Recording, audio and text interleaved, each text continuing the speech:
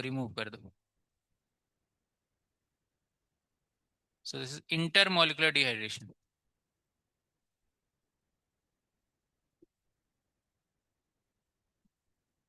अगर एक ही मॉलिक्यूल में दो COH लगे रहेंगे तो क्या करोगे आप?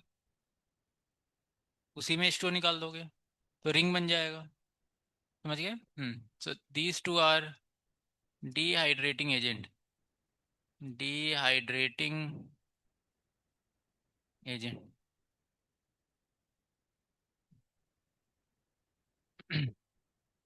So this is example one. Suppose if we get something like this,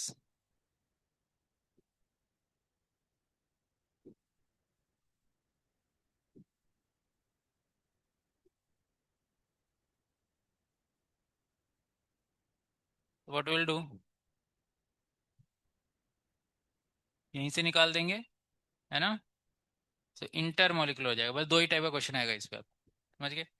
एक ही मॉलिक्यूल में होगा तो उसी से निकाल देना, एक में ही होगा तो अलग अलग कर देना,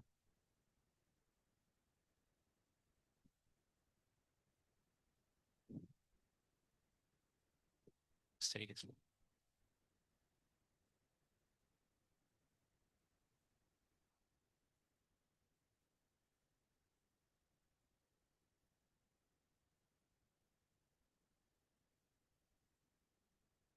ये हमारा बन गया एनहाइड्राइड।